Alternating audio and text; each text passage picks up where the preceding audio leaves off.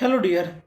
तो आज हम लोग देखते हैं the human health and disease का फोर्थ लेक्चर।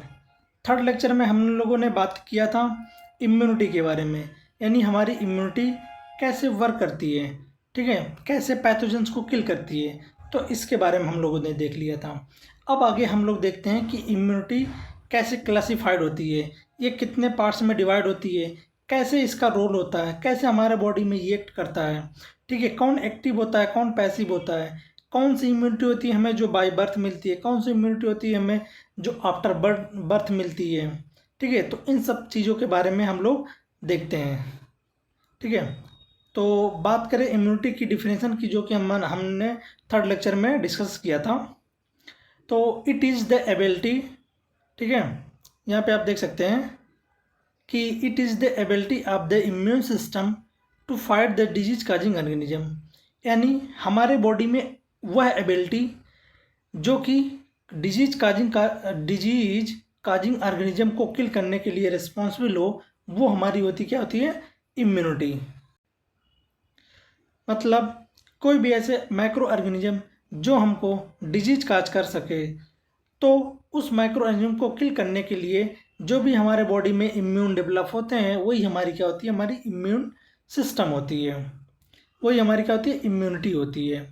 बात करें इसके क्लासिफिकेशन की, तो इम्यूनिटी जो होती है बेसिकली टू टाइप्स की होती है। पहला जो होती है हमारी इन्नेट इम्यूनिटी,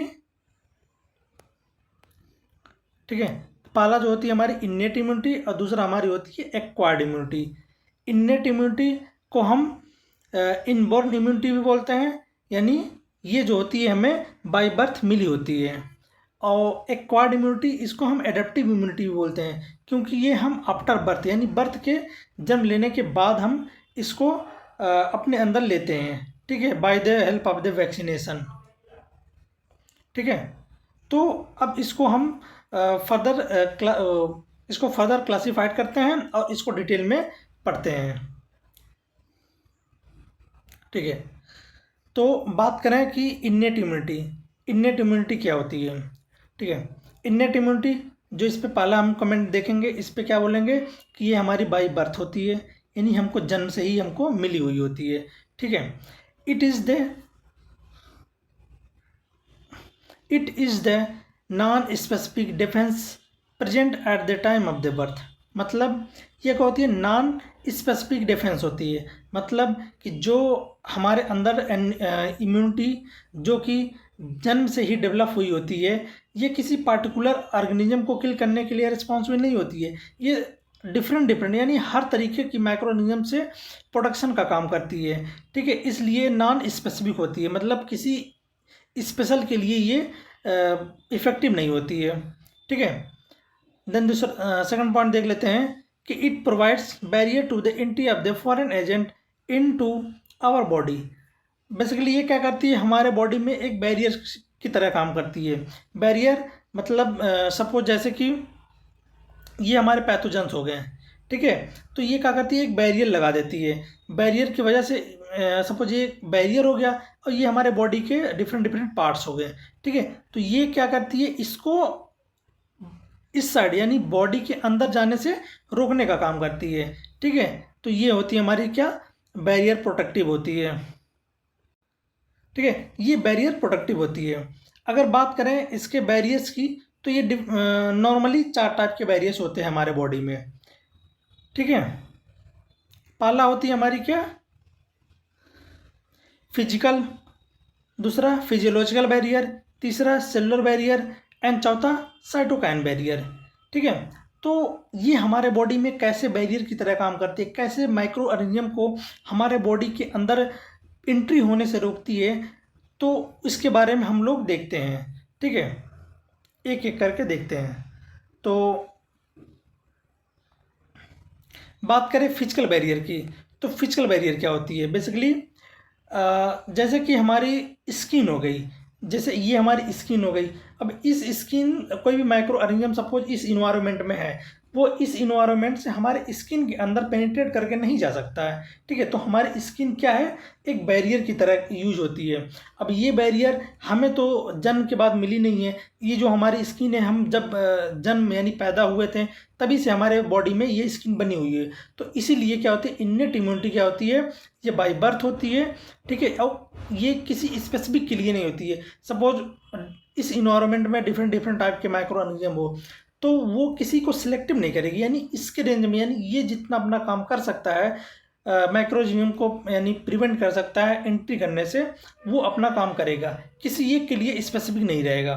ठीक है, तो हम बात करें स्किन की, तो स्किन हमारी क्या होती है, ये फिजिकल बैरियर में आती है to prevent entry of the foreign body, यानी कोई भी फॉरेन बॉडी जो हमारे बॉडी में डिजीज के लिए काज करने के लिए रिस्पॉन्सिबल होता है, वो उसको क्या करती है, रोकने का काम करती है।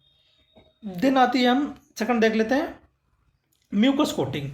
म्यूकस कोटिंग बेसिकली क्या होती है, जैसे कि हमारे जो जीआईटी ट्रैक होते हैं, रेस्पिरेटरी ट्रैक होते हैं, ठीक है, यूरोजेनेटल ट्रैक होते हैं, ठीक है, वेजाइनल हो गया, ठीक है, जितने हमारे बॉडी में ओपनिंग एरिया जो होते हैं, उस एरिया में क्या होता है, म्यूकस की कोटिंग होती है।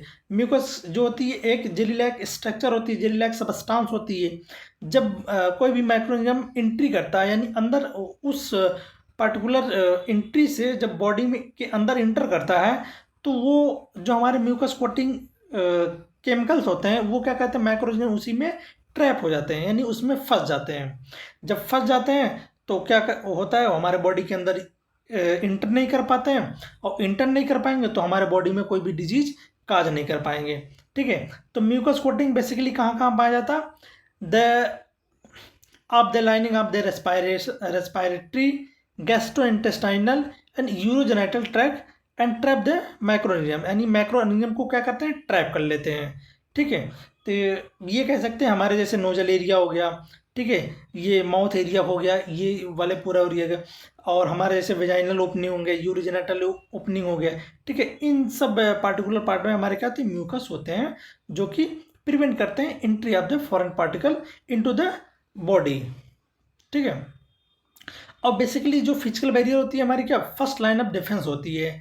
यानी फर्स्ट लाइन ऑफ डिफेंस का मीन्स ये होता है कि कोई भी माइक्रो ऑर्गेनिज्म जब हमारे बॉडी के संपर्क में आता है, यानी उसका जो डिफेंस हो रही है, यानी उसकी जो सामना हो रही है, हमारी फर्स्ट बैरियर से हो रही है।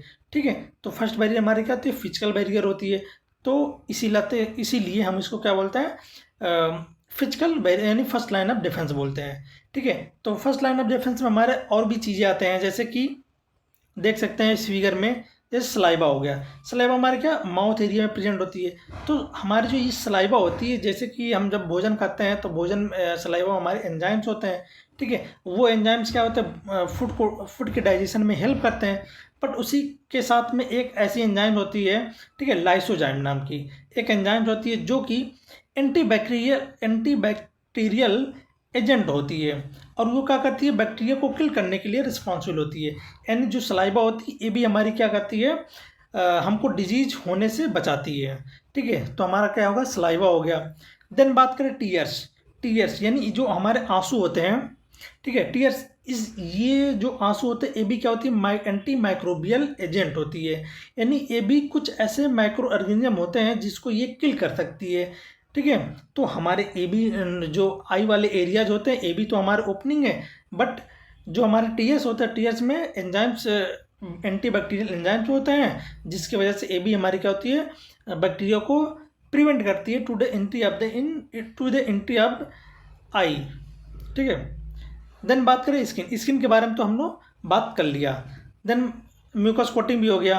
देन बात करें तो गैस्ट्रिक एसियल। ठीक है, सपोज कोई ऐसी बैक्टीरिया है जो कि हमारे सलाइवा के थ्रू नहीं मरा। ठीक है, तो हमारे जाएगा गैस्ट्रिक एरिया में। तो गैस्ट्रिक एरिया में आपको पता होगा कि एचसीएल प्रेजेंट होती है, और एचसीएल जो होती है हाईली एसिडिक होती है।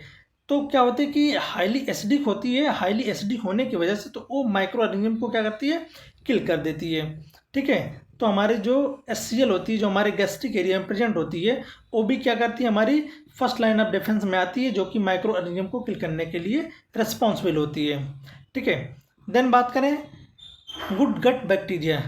यानी हमारे जो गट होते हैं, यानी जीआईटी गट हो गया, ठीक है, कोई भी गट हो गया, तो उस गट में ही हमारे कुछ ऐसे गुड बैक्टीरिया प्रेजेंट होते हैं जो कि हेल्प करते हैं हमको, हमें डिजीज होने से, हमें डिजीज ना हो इसके लिए वो हेल्प करते हैं, ठीक है।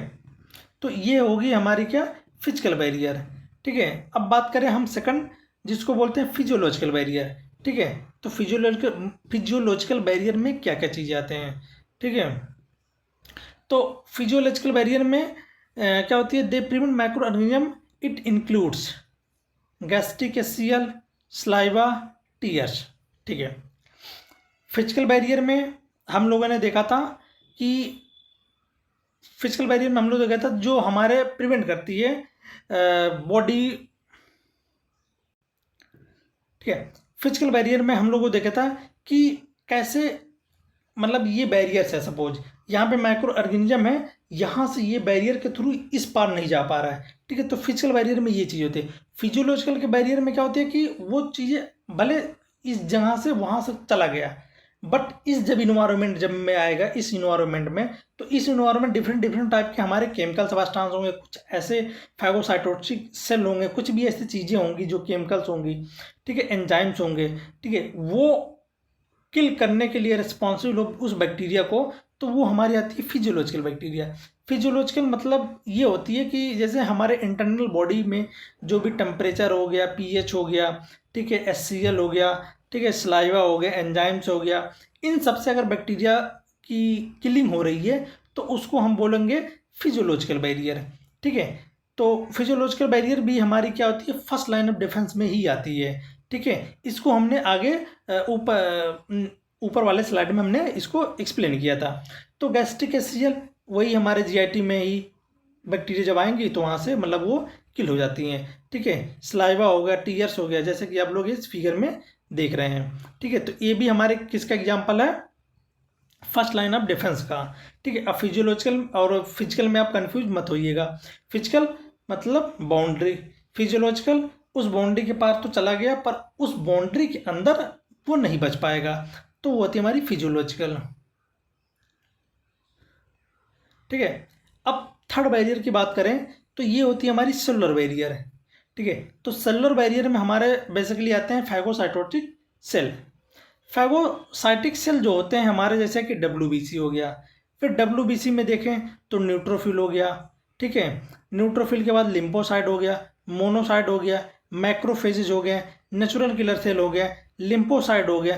तो ये सब हमारी क्या होती है, फैगोसाइटिक सेल होती है। सेलुलर, सेलुलर मत मीन्स होता है सेल्स, ठीक है।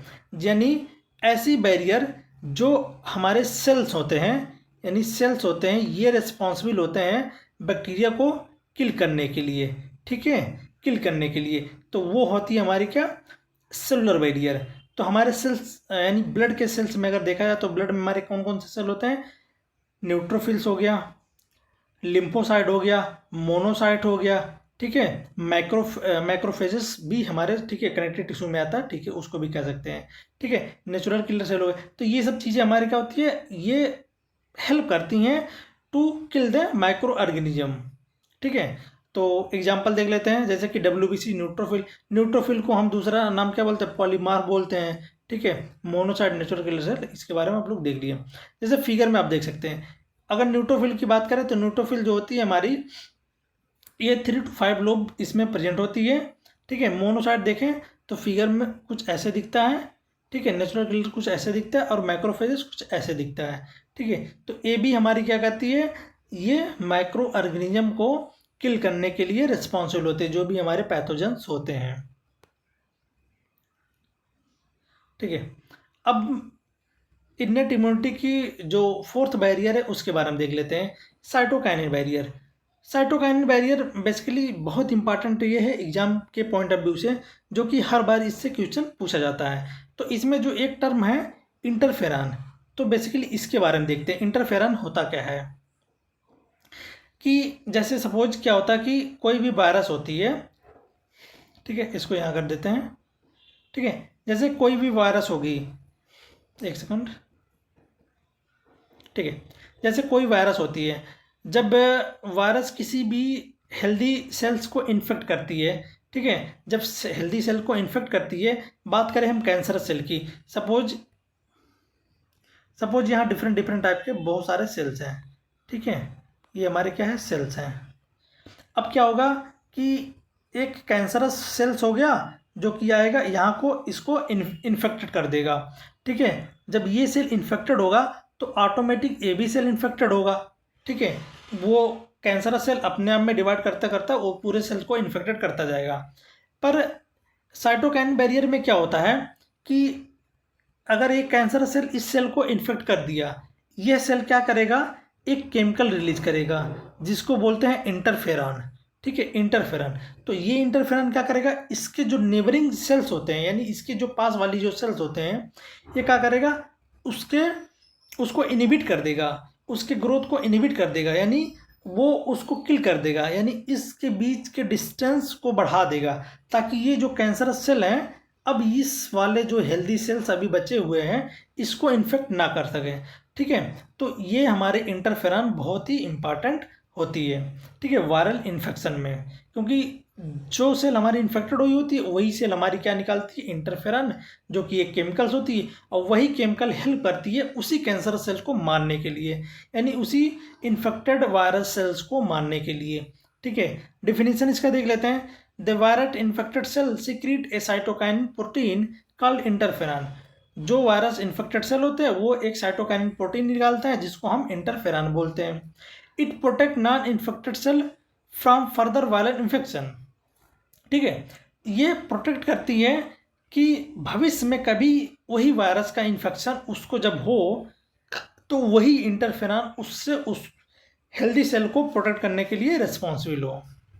ठीक है, जैसा कि आप लोग इस फिगर में देख सकते हैं कि ये सेल्स हैं। ठीक है, इस सेल्स में क्या हुआ, वायरल का इन्फेक्शन हो गया। यहाँ पे देखिए ये वायरस है, वायरस का इन्फेक्शन हो गया। वायरस के इन्फेक्शन के बाद ये क्या हुआ कि इसमें से वायरस का मल्टीप्लाई हुआ, मल्टीप्लिकेशन के बाद उस अपनी संख्या बढ़ाया, संख्या बढ़ाने के बाद वो रिलीज हो गया। रिलीज होने के बाद फिर ये दूसरे सेल पे क्या हुआ कि इंटेक्ट किया, मतलब उसको इन्फेक्ट किया। इन्फेक्ट करने के बाद फिर उस केमिकल उस सेल से हमारे क्या हुआ, इंटरफेरॉन्स, जब वो नए सेल को इन्फेक्ट करेगा, इन्फेक्ट करने के बाद उससे नया केमिकल रिलीज होगा और वो केमिकल उसको क्या करेगा, प्रोटेक्ट करने का काम करेगा। ठीक है, तो ये होती है हमारी मैकेनिज्म, होती है इंटरफेरॉन कैसे वर्क करता है। ठीक है, तो इन्नेट इम्यूनिटी हमने डिस्कस कर लिया। इन्नेट इम्यूनिटी जो होती है हमारी बाय बर्थ होती है, जो हमें जन्म से मिली हुई होती है। ठीक है, और बात करें इसके बैरियर्स की तो इसमें 4 बैरियर होते हैं। पहला होता है फिजिकल बैरियर, दूसरा फिजियोलॉजिकल बैरियर, तीसरा सेलुलर बैरियर और चौथा हमारी होती है साइटोकाइनिन बैरियर। ठीक है, तो ये 4 बैरियर्स होते हैं जिसको आपको याद रखना है। अब बात करें इम्यूनिटी के दूसरे टर्म को, यानी दूसरे क्लासिफिकेशन को, जिसको हम बोलते हैं एक्वायर्ड इम्यूनिटी। ठीक है, तो एक्वायर्ड इम्यूनिटी की बात करें, ठीक है, तो एक्वायर्ड इम्यूनिटी की बात करें तो पहला पॉइंट तो ये हो जाएगा, ये स्पेसिफिक होती है। ठीक है, ये पार्टिकुलर डिजीज के लिए स्पेसिफिक होती है, पार्टिकुलर इन्फेक्शन के लिए स्पेसिफिक होती है। ठीक है, मेमोरी बेस्ड होती है। ठीक है, शॉर्ट टर्म होती है। ठीक है, और इफ़ेक्टिवनेस इसकी बहुत अधिक होती है। ठीक है, तो ये होती है, इसके कुछ फीचर्स होते हैं। ठीक है, तो इसके बारे में देख लेते हैं कि ये क्या होती है, pathogen specific immunity develop during life time. ठीक है, जैसे एक्वायर्ड इम्यूनिटी क्या होता है कि जब हम जन्म ले लेते हैं, जन्म लेने के बाद हम क्या होता है कि डिफरेंट डिफरेंट टाइप के डिजीज से ग्रसित होने का चांसेस रहते हैं, हो जाते हैं। ठीक है, तो बेसिकली क्या होता है कि हम उस डिफरेंट डिफरेंट टाइप के पार्टिकुलर डिजीज से बचने के लिए हम डिफरेंट डिफरेंट टाइप के वैक्सीन का यूज करते हैं, डिफरेंट डिफरेंट टाइप के इम्यून बूस्टर का यूज करते हैं, ताकि वो पार्टिकुलर डिजीज हमें हो ना पाए। ठीक है, तो वही आती है हमारी क्या, एक्वायर्ड इम्यूनिटी, यानी एक्वायर्ड मतलब हम ले रहे हैं, कब ले रहे हैं, आफ्टर जन्म, यानी हम इस इन्वायरमेंट में आने के बाद ले रहे हैं, तो वो होती है हमारी एक्वायर्ड इम्यूनिटी। और बेसिकली क्या होती है, पैथोजन स्पेसिफिक होती है। सपोज अगर हमने कोरोना वायरस की वैक्सीन लिया है तो वो कोरोना वायरस को ही किल करने के लिए रिस्पॉन्सिबल होगा। ठीक है, वो जो कॉमन कोल्ड वाली वायरस होगी उसको नहीं मारेगा, वो HIV वाले वायरस को नहीं मारेगा। ठीक है, तो इसीलिए उसको बोलते हैं पैथोजन स्पेसिफिक, ठीक है। इट करेक्टराइज बाय मेमोरी, ठीक है। इसमें क्या होती है, मेमोरी होती है। मेमोरी क्यों होती है, क्योंकि ये उस पार्टिकुलर बैक्टीरिया को पहचान लेगा उस बैक्टीरिया को। तो जब वही बैक्टीरिया हमारे बॉडी में सेकंड टाइम इंटर करेगा, ठीक है, तो उसको किल करने के लिए ये तैयार रहेगा, ठीक है। तो ये क्या होता है, ये मेमोरी बेस्ड होती है। और during first encounter of a pathogen body product primary response in low intensity second counter, ठीक है, encounter of the same pathogen causing a secondary anamnestic response in high intensity. मतलब कि जब कोई भी बैक्टीरिया, कोई भी वायरस, कोई भी माइक्रोऑर्गेनिज्म की हमारे बॉडी में जब फर्स्ट टाइम उसकी एंट्री होती है, यानी फर्स्ट टाइम जब हम उनसे वो हमारे बॉडी से इंट्रैक्शन होती है, ठीक है, इंट्रैक्शन होने के बाद जो हमें उसके सिम्टम्स दिखाई देते हैं, या हमें अगर डिजीज हो गई होती है तो उसकी जो इंटेंसिटी होती है बहुत लो होती है, ठीक है। बट सेकंड टाइम में जब वही बैक्टीरिया फिर हमारे बॉडी के अंदर इंटर करती है तो हमें सेकेंडरी इम्यून रिस्पॉन्स होती है। सेकेंडरी इम्यून रिस्पॉन्स के बाद मतलब ये होता है कि उसकी जो इंटेंसिटी होती है, वो डिजीज काज करने की जो क्षमता होती है वो बहुत अधिक बढ़ जाती है पहले वाले की तुलना में, ठीक है। तो इसमें बेसिकली दो चीज़ें देखना है कि प्राइमरी इम्यून रिस्पॉन्स और secondary immune response. Primary immune response, जब कोई बैक्टीरिया फर्स्ट टाइम हमारे बॉडी में इंटर करती है तो उसको बोलते हैं प्राइमरी इम्यून रिस्पॉन्स, जो कि उसकी जो इंटेंसिटी होती है लो होती है। सेकेंडरी इम्यून रिस्पॉन्स, जब वही बैक्टीरिया हमारे बॉडी में सेकंड टाइम इंटर करती है तो उसी को बोलते हैं हम सेकंड इम्यून रिस्पॉन्स, ठीक है। और इसकी जो इंटेंसिटी होती है हाई होती है। तो ये जो चीज़ें आपको ध्यान में रखना है, ठीक है। तो एक्वायर्ड इम्यूनिटी बेसिकली इसमें क्या क्या चीज़ें इंक्लूड होते हैं ये और कैसे वर्क करती है इसको देख लेते हैं। The primary and secondary immune response are carried out with B lymphocyte, ठीक है, B lymphocyte and T lymphocyte. तो चाहे हमारे बॉडी में प्राइमरी इम्यून रिस्पॉन्स हो चाहे सेकंड इम्यून रिस्पॉन्स हो, उस टाइम पे हमारे बी लिम्फोसाइड भी एक्टिव होंगे और टी लिम्फोसाइड भी एक्टिव होंगे, ठीक है। तो बी लिम्फोसाइड और टी लिम्फोसाइड कैसे करते हैं इसको देख लेते हैं। देखिए, बी लिम्फोसाइट क्या होते हैं, प्रोड्यूस एंटीबॉडी। जो हमारे बी लिम्फोसाइट होते हैं ये क्या करते हैं, एंटीबॉडी का प्रोडक्शन करते हैं। These are the protein to fight with pathogens, ठीक है।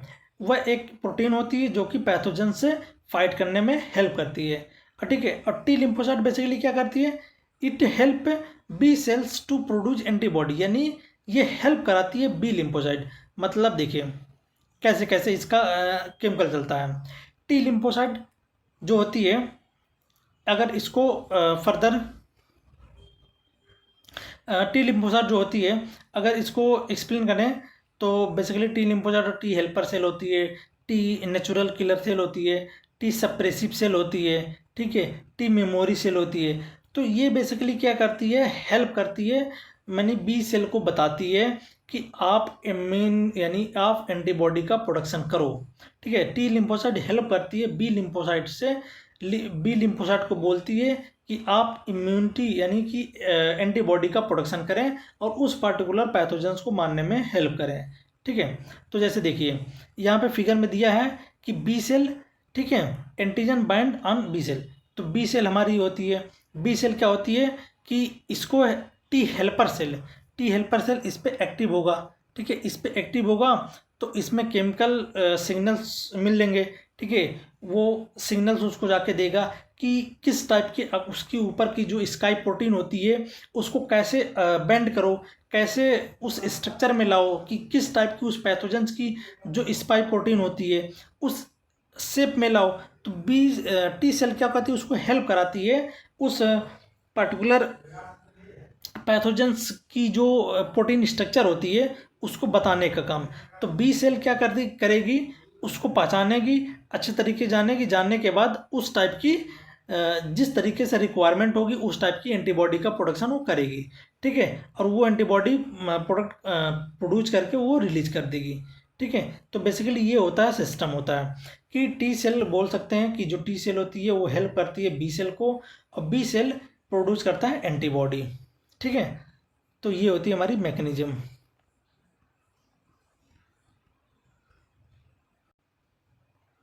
ठीक है।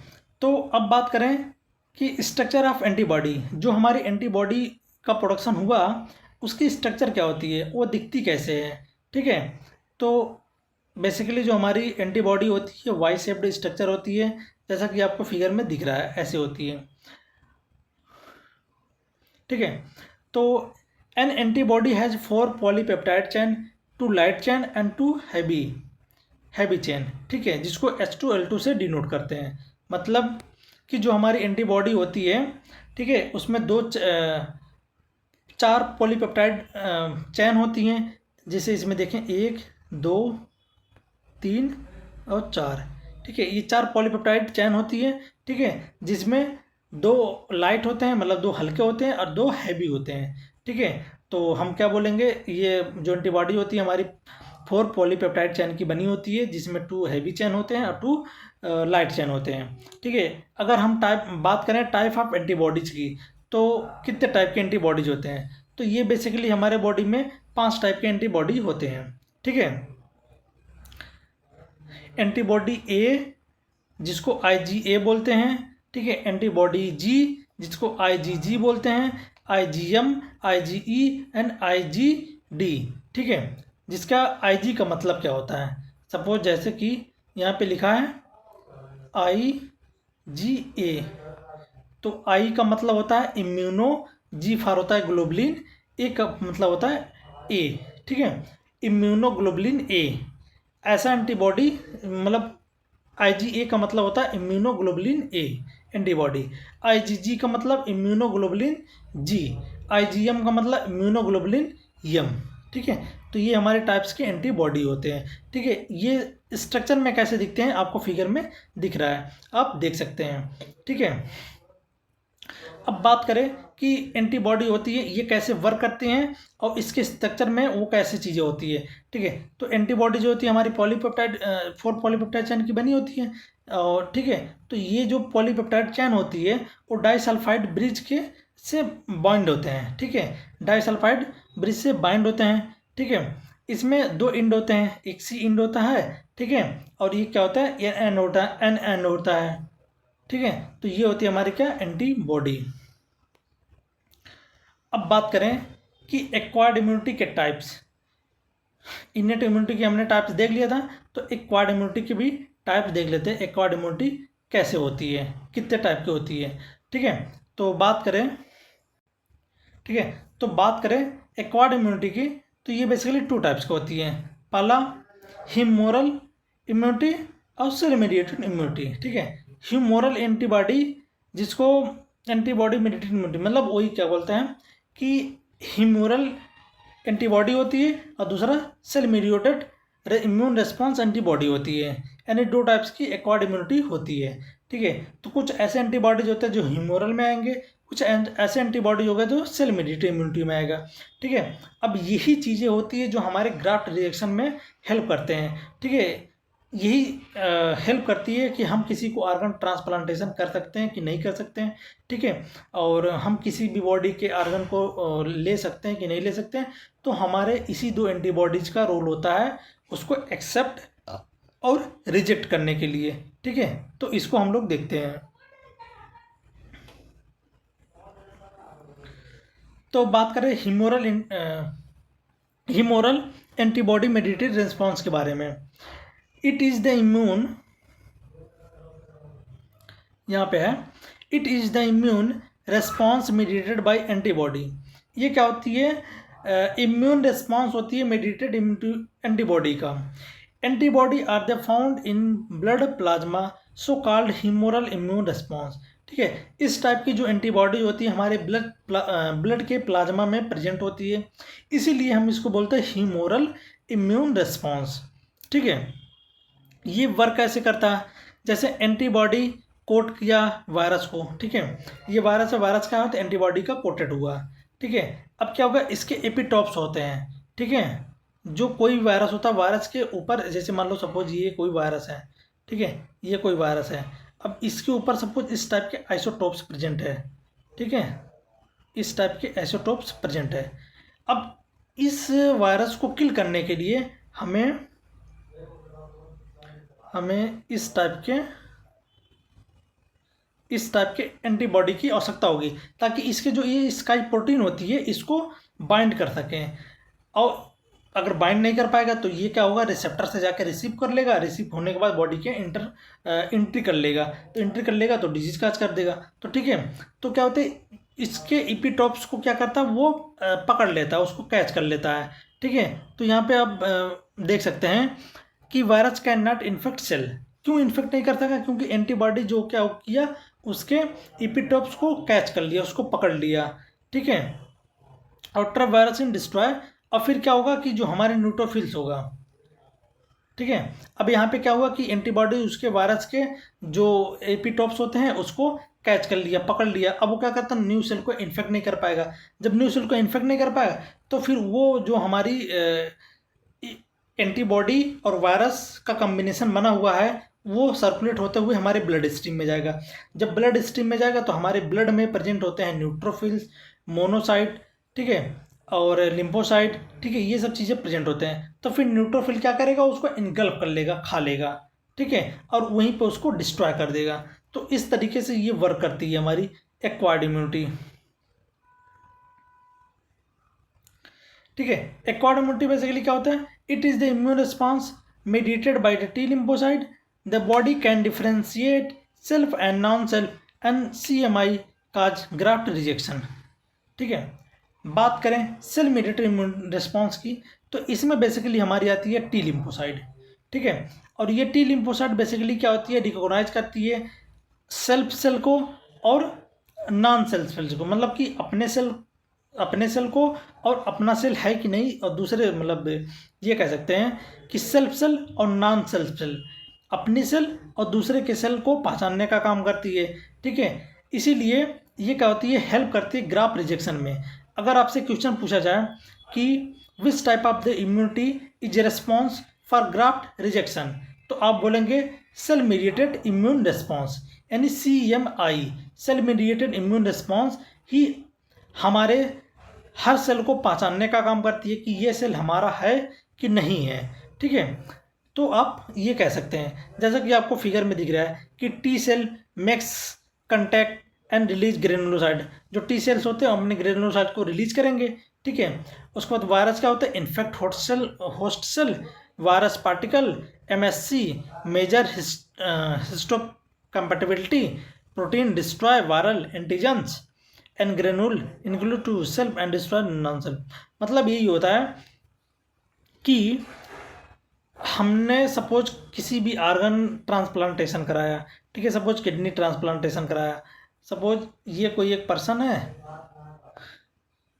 और ये दूसरा पर्सन है। ठीक है, इससे हमने किडनी इसको दिया, ठीक है, इसको किडनी दिया। अब क्या होगा कि जो हमारे इस बॉडी के इस पर्सन के बॉडी के अंदर टी लिम्फोसाइड होगा। ठीक है, ये इस सेल को पहचानता है कि इसमें किस किस अरेंजमेंट से सेल का स्ट्रक्चर है। इसमें हो सकता है कोई दूसरे सेल का अरेंजमेंट हो। ठीक है, जब ये इस बॉडी में जाएगा तो ये तो पहचान लेगा कि ये जो सेल है, ठीक है, ये है इस बॉडी का नहीं, ये मेरे बॉडी का नहीं है। ठीक है, तो बेसिकली ये क्या करेगा, उस जो भी आर्गन आई हुई होती, किडनी आई होती, तो उस किडनी को ही मतलब इन्फेक्ट करने का काम करता है, उस किडनी को ही मारने का काम करता है, जिससे वो उस पार्टिकुलर बॉडी में इम्प्लांट नहीं हो पाता है। ठीक है, तो ये होती है हमारी सेल मीडिएटेड इम्यून रिस्पॉन्स कैसे होती है इसके बारे में। ठीक है, अब बात करें कि सपोज हमें आर्गन ट्रांसप्लांटेशन करवाना है या कोई भी चीज़ ऐसे एक पर्सन से दूसरे पर्सन में ट्रांसफ़र कराना है, तो उसके लिए हम लोग क्या करेंगे। ठीक है, तो वो चीज़ें करने के लिए सबसे पहले हमको क्या देखना पड़ेगा, CMI, सेल मीडिएटेड इम्यूनिटी देखना पड़ेगा। फिर सेल मीडिएटेड इम्यूनिटी में हमको कुछ चेंजेस करने पड़ेंगे, कुछ ऐसे चेंजेस करने पड़ेंगे जिससे उस पर्सन का आर्गन, बॉडी पार्ट्स कोई भी दूसरे पर्सन में लग सके। ठीक है, तो पहला क्या करेंगे हम, पहले तो हम कराएंगे उसकी टिश्यू मैचिंग कराएंगे कि उस बॉडी के अंदर टिश्यू का अरेंजमेंट कैसे है, उसमें टिश्यू किस प्रॉपर मैनर में है, क्या दूसरे वाले पर्सन में भी उसी तरीके से है कि नहीं है। ठीक है, तो टिश्यू मैचिंग कराएंगे, ब्लड ग्रुप मैचिंग कराएंगे। ठीक है, जो कि हमारी क्या इसेंशियल होती है। फर्स्ट टाइम हम यही करेंगे, पहले उस पर्सन का दोनों का क्या टिश्यू मैच कराएंगे और ब्लड ग्रुप मैच कराएंगे before undertaking any graft rejection after this. कोई भी हम ग्राफ्ट रिजेक्शन यानी कोई भी ग्राफ्ट ट्रांसप्लांटेशन हम बिना टिश्यू मैचिंग और ब्लड ग्रुपिंग के हम नहीं करा सकते हैं। ठीक है, patient has to take immune response immunosuppressive of all this life. ठीक है, मतलब कि उस पेशेंट को हमेशा यानी जीवन भर इम्यूनो सप्रेसिव एजेंट लेना पड़ेगा, ऐसे केमिकल यानी ऐसे मेडिसिन जो उसके इम्यून सिस्टम को सप्रेस कर दे, वो उसको जीवन भर लेना पड़ेगा। क्यों लेना पड़ेगा? क्योंकि अगर उसके इम्यून सिस्टम को एक्टिव कर दिया जाए तो वो सेल्फ सेल और नॉन सेल्फ सेल को पहचानता है, तो अगर थोड़ा सा उसको मिस मैचिंग दिखेगा तो वो उसके लिए दिक्कत कर देगा, उसको ग्राफ्ट रिजेक्शन को रिजेक्ट कर देगा। ठीक है, तो ये है हमारा क्या, हम सबसे पहले क्या करेंगे, टिश्यू मैचिंग कराएंगे और ब्लड ग्रुपिंग कराएंगे। ठीक है, ठीक है। अब आपसे एक क्वेश्चन है कि ब्लड ग्रुप से कि ब्लड ग्रुप किसी भी पर्सन का ब्लड ग्रुप कौन डिसाइड करता है, एंटीजन की एंटीबॉडी? ठीक है, ये आप कमेंट सेक्शन में बताइएगा।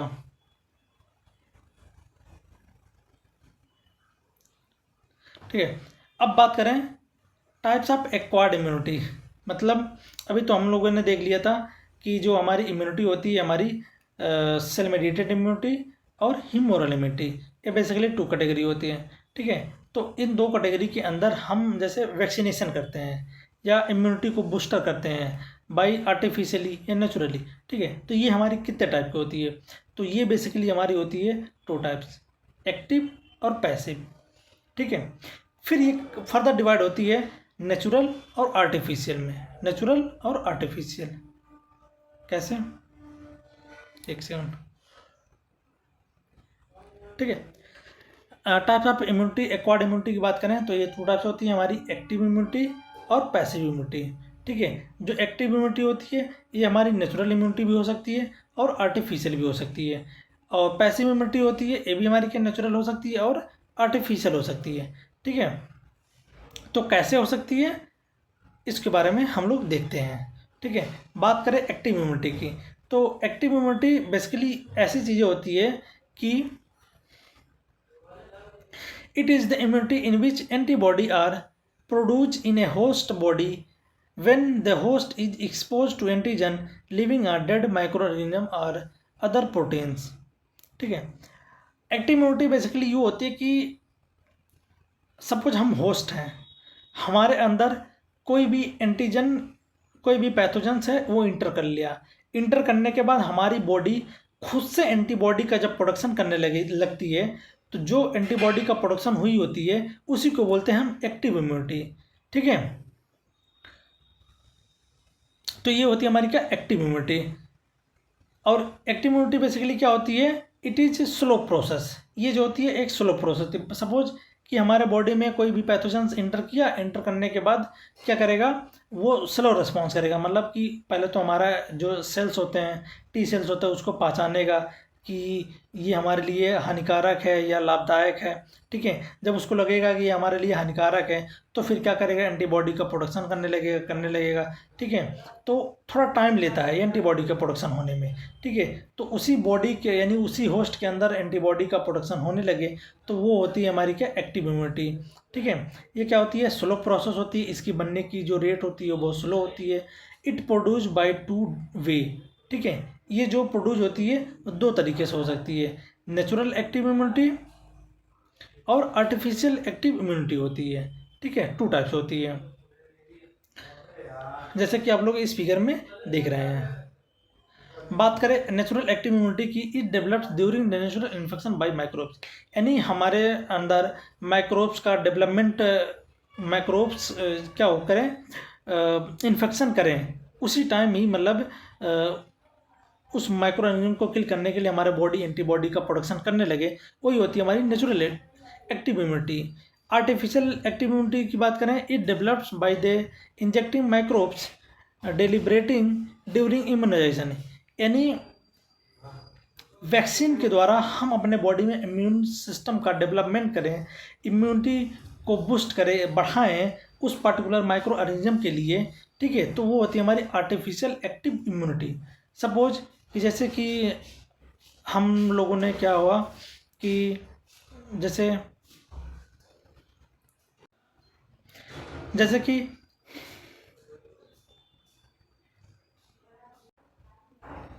जैसे कि स्मॉल पॉक्स हुआ।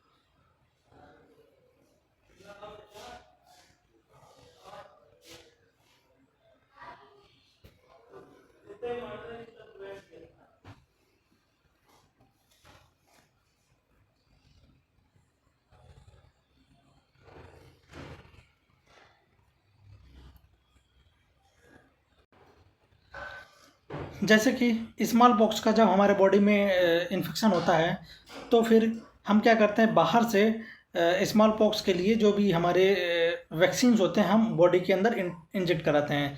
ठीक है, फिर वो हमारे एंटीबॉडी का प्रोडक्शन होने लगती है और फिर वो स्मॉल पॉक्स वाले वायरस को किल करने के लिए रिस्पॉन्सिबल होती है। तो वो होती है हमारी कि आर्टिफिशियल। आर्टिफिशियल इस नाते बोलते हैं क्योंकि हम बाहर से वो एजेंट ले रहे हैं अपने बॉडी में एंटीबॉडी का प्रोडक्शन कराने के लिए। तो ये होती है हमारी क्या, आर्टिफिशियल एक्टिव इम्यूनिटी। ठीक है, तो अब बात करें पैसिव इम्यूनिटी की। ठीक है, तो पैसिव इम्यूनिटी बेसिकली क्या होती है, here the readymade antibody are directly given to the body. यानी बनी बनाई एंटीबॉडी को जब हम बॉडी के अंदर इंजेक्ट करते हैं तो ये होती है हमारी पैसिव इम्यूनिटी। ठीक है, पैसिव इम्यूनिटी क्या होती है कि कोई भी एंटीबॉडी जो हम बनी बनाई अपने बॉडी में अंदर डालते हैं और फिर वो एंटीबॉडी बैक्टीरिया वायरस को किल करने के लिए रिस्पॉन्सिबल हो, उसको बोलते हैं रेडीमेड एंटीबॉडी। ठीक है, अब उसको बोलते हैं पैसिव इम्यूनिटी। ठीक है, बेसिकली ये भी हमारी क्या होती है, टू टाइप्स की होती है। ठीक है, पैसिव नेचुरल एंटीबॉडी और पैसिव आर्टिफिशियल एंटीबॉडी। ठीक है, ये भी नेचुरल भी हो सकती है और आर्टिफिशियल हो सकती है। बात करें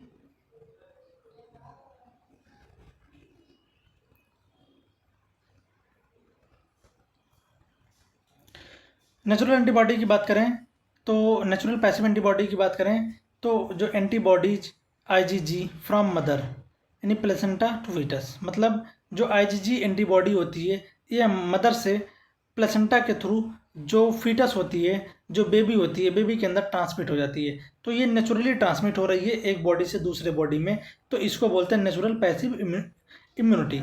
मतलब इसको पैसिव क्यों बोलेंगे, क्योंकि जो एंटीबॉडी आईजीजी का प्रोडक्शन हुआ है वो मदर के अंदर हुआ है और मदर बनाई है, और मदर वो रेडीमेड बनी बनाई एंटीबॉडी को, ठीक है, पैसिवली प्लेसेंटा के थ्रू फीटस के अंदर ट्रांसमिट कर दे रही है। ठीक है, तो ये होती है हमारी नेचुरली हो रही है, किसी बाहरी एजेंट का यूज नहीं किया जा रहा है। तो ये होती है हमारी पैसिव नेचुरल इम्यूनिटी। ठीक है, और दूसरा एग्जांपल क्या है,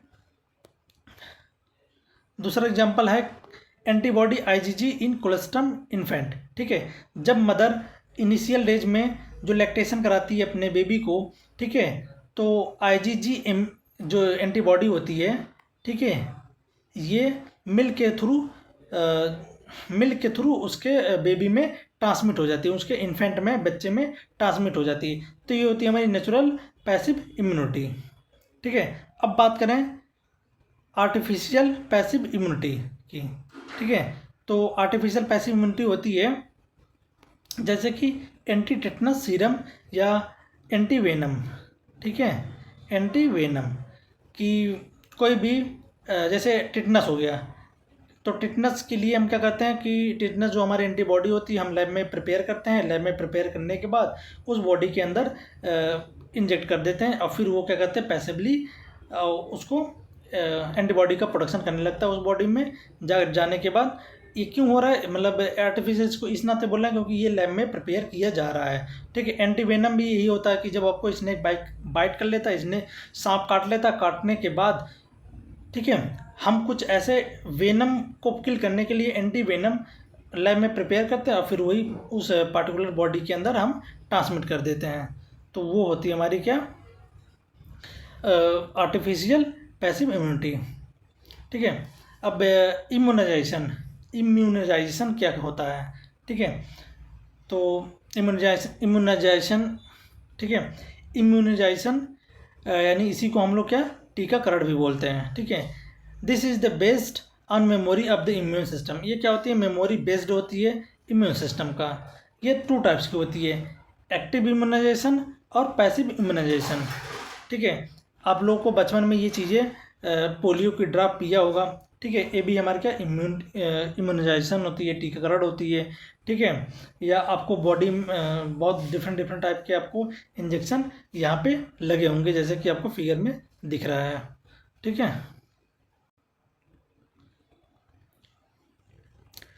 एक्टिव इम्यूनाइजेशन क्या होता है, in this preparation of vaccine antigen protein of the pathogens or the inactivated pathogens is introduced into body in the result development of antibody। मतलब कि ये क्या होती है, एक वैक्सीन होती है, ठीक है, जो कि बनी होती है क्या एंटीजेनिक प्रोटीन होती है, ठीक है, अब पैथोजेंस की, और वो क्या होती है इनएक्टिव फॉर्म में रहते हैं। उसी पैथोजेंस को हम क्या करते हैं बॉडी के अंदर इंजेक्ट कर देते हैं और इंजेक्ट करने के बाद ये क्या होती है एंटीबॉडी का डेवलपमेंट करने लगती है, ठीक है। तो ये होती है हमारी कि एक्टिव इम्यूनाइजेशन, इसी को बोलते हैं हम वैक्सीनेशन, जिसको बोल देंगे टीकाकरण। During actual infection the antibody neutralize antigen, कि जब एक्चुअल में उस पर्टिकुलर डिजीज का इन्फेक्शन बॉडी में होगा तो फिर क्या करेगा, वो एंटीबॉडी का प्रोडक्शन हमारे बॉडी में होती है, फिर वही क्या करेगा उस पैथोजेंस को किल करने के लिए, उस पैथोजन को न्यूट्रलाइज करने के लिए, उसके इफेक्टिवनेस को कम करने के लिए रिस्पॉन्सिबल होगा। तो ये होती है एक्टिव क्यों बोलेंगे इसको, क्योंकि हम इनएक्टिवेटेड करके उसको निष्क्रिय करके हम बॉडी के अंदर हम ट्रांसमिट कर दे रहे हैं, फिर वही ट्रांसमिट करने के बाद वो दूसरे को क्या एंटीबॉडी का प्रोडक्शन करने लगेगा। वही एंटीबॉडी जब एक्चुअल में वही बैक्टीरिया हमारे बॉडी के अंदर आएगा फिर उसको वो क्या करेगा किल करने का काम करेगा, ठीक है। बात करें एक्टिव इम्यूनाइजेशन की, तो the vaccine also generated B lymphocyte and T lymphocyte, ठीक है, they recognize the pathogens quickly. इसमें बेसिकली हम जनरेट करते हैं बी लिम्फोसाइट और टी लिम्फोसाइट को, ठीक है, बी लिम्फोसाइट और टी लिम्फोसाइट को जनरेट करते हैं जो कि पैथोजेंस को क्विकली रिकॉग्नाइज कर सके, पहचान सके। जैसे एग्जांपल की बात करें, जैसे पोलियो वैक्सीन हो गया, हेपेटाइटिस बी वैक्सीन हो गया, DPT वैक्सीन हो गया, डिप्थीरिया पार्ट्यूसिस एंड टिटनेस, ये वैक्सीन हो गया कि इसके हम बैक्टीरिया को ही, इसके हम जो भी पैथोजेंस होते हैं इसी को हम इनएक्टिव करके बॉडी के अंदर इंट्रोड्यूस कर देते हैं। Vaccine are produce using DNA recombinant technology, example hepatitis B vaccine produce from yeast. Basically अब हम वैक्सीन को क्या करते हैं, DNA रिकॉम्बिनेंट टेक्नोलॉजी के थ्रू वैक्सीन का प्रोडक्शन करते हैं, ठीक है। जैसे कि हमारा हेपेटाइटिस बी हो गया जो कि हम ईस्ट से करते हैं, जो कि बहुत ही लार्ज अमाउंट में हो रही होती है। एग्जाम्पल फिगर में आप लोग देख सकते हैं। अब बात करें पैसिव इम्यूनाइजेशन की, कि it is direct infection of the pre formed antibody और एंटीटॉक्सिन। यानी क्या होती है कि हम इसको लैब में ही प्रिपेयर कर लेते हैं, ठीक है, प्री फॉर्म एंटीबॉडी को, और फिर वही क्या करती है बॉडी के अंदर इंट्रोड्यूस कर देते हैं। It is required for the quick immune response, मतलब कि ये पहले से एंटीबॉडीज का एंटीबॉडी बनी बनाई होती है और हम बॉडी के अंदर इंट्रोड्यूस कर देते हैं, और ये जब बॉडी के अंदर जाएगा और फिर एक्चुअल में वही बैक्टीरिया फिर से हमारे बॉडी के अंदर जब इंटर करेगा तो एक क्विक रिस्पॉन्स देगा, तुरंत ही उसको एक्टिव हो जाएगा, और एक्टिव हो जाएगा तुरंत तो फिर उसको मारने के लिए रिस्पॉन्सिबल हो जाएगा।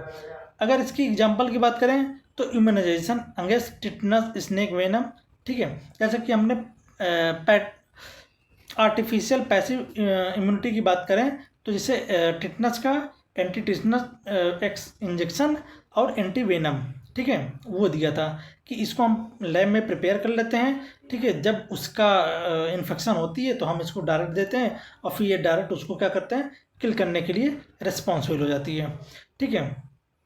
तो हमारा इम्यूनिटी आज यहाँ पे ख़त्म हो गया, ठीक है। अगर हम रफली ये चीज़ें बताएं एक्टिव क्या होता है और पैसिव क्या होता है, तो इसके बारे में देख लेते हैं कि जो एक्टिव इम्यूनिटी होती है वो क्या होती है हमारे बॉडी के अंदर ही, उस हमारे बॉडी के अंदर ही एंटीबॉडी का प्रोडक्शन होती है, जो उसको बोलते हैं एक्टिव इम्यूनिटी। जो हम बाहर से एंटीबॉडी मतलब बाहर से कोई भी केमिकल एजेंट होती है जब उसको बॉडी के अंदर इंट्रोड्यूस करते हैं और वो एंटीबॉडी का प्रोडक्शन करने लगे, ठीक है, तो होती है हमारी पैसिव इम्यूनिटी, ठीक है। तो आज के लिए बस इतना ही, तो मिलते हैं नेक्स्ट क्लास में, नेक्स्ट आर नेक्स्ट डे।